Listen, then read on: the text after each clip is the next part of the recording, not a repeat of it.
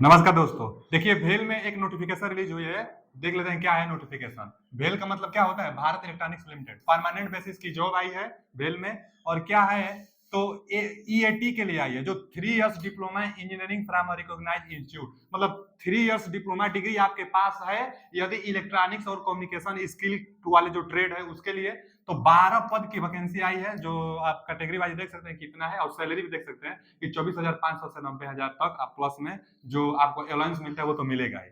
फिर जो दूसरी नंबर की आई है वह इलेक्ट्रीशियन के लिए आई है। इलेक्ट्रीशियन जो है तो जो टेक्नीशियन में इलेक्ट्रीशियन जो ट्रेड होता है ना वही है, इलेक्ट्रिकल बस लिख दिया है। तो टेक्नीशियन में क्या क्या चाहिए, एलिजिबिलिटी क्या क्या है?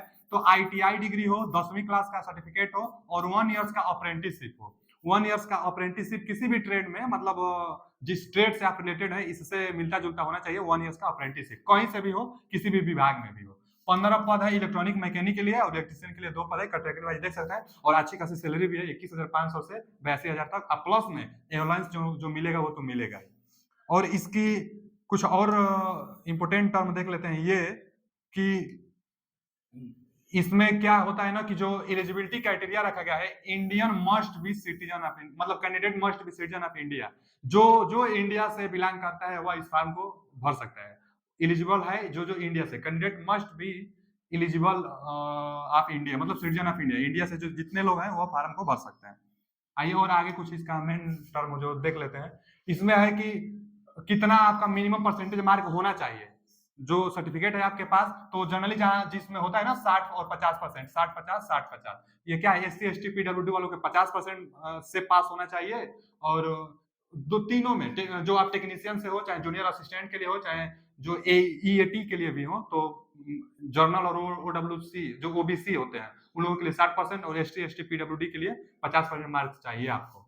फिर आगे देख लेते हैं इसमें कि जो एक्सपीरियंस है वह नील एक्सपीरियंस मांगे, मतलब एक्सपीरियंस की कोई आवश्यकता नहीं है, बस आईटीआई वालों के लिए अप्रेंटिसशिप की एक साल की सर्टिफिकेट होनी चाहिए। तो नील दिया है यहाँ पे, एक्सपीरियंस नील। और क्या दिया है कि method of selection, selection process क्या है, तो एक 150 मार्क्स का एग्जाम होगा आपका, कंप्यूटर सीबीटी बेस्ड एक एग्जाम होगा 150 मार्क का। देखिए भाग 1 भाग 2 में होगा, और दोनों भाग में पास होना अलग अलग अनिवार्य है। जो ओबीसी ईडब्ल्यूएस और जनरल वाले हैं उनके लिए 35% मार्क्स लाना दोनों में अनिवार्य है, और एससी एसटी पीडब्ल्यूडी के लिए 30% मार्क्स लाना अनिवार्य है। दोनों भाग में अलग अलग पास होना अनिवार्य है।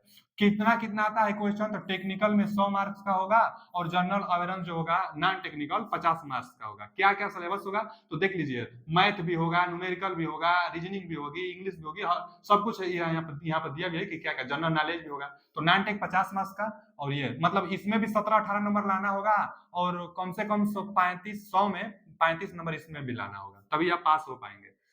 और इसका जो फीस होगा, फीस देख लेते हैं कितना फीस लगेगा।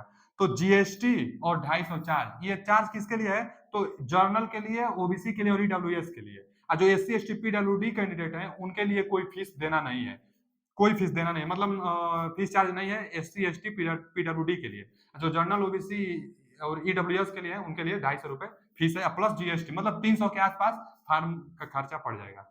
फिर आगे जो मेन इंपोर्टेंट टर्म है कि लास्ट डेट कब है इसका, तो 11 जुलाई 2024 लास्ट डेट है। स्टार्ट कब से हुआ है, तो अभी हाल ही में स्टार्ट हुआ है, 14/6/2024 से स्टार्ट हुआ है। यह फार्म स्टार्ट हुआ है 14/6, और लास्ट डेट कब है, तो लास्ट डेट है 11 जुलाई, 11 जुलाई 2024। तो इस फार्म के लिए जो जो एलिजिबल है जाकर भर दीजिए, इसमें ज्यादा उतना भीड़ नहीं होती है, अगर अच्छी सी तैयारी है तो इस फार्म को भर दीजिए। थैंक यू, धन्यवाद। ऐसे ऐसे नोटिफिकेशन पाने के लिए चैनल को सब्सक्राइब कीजिए।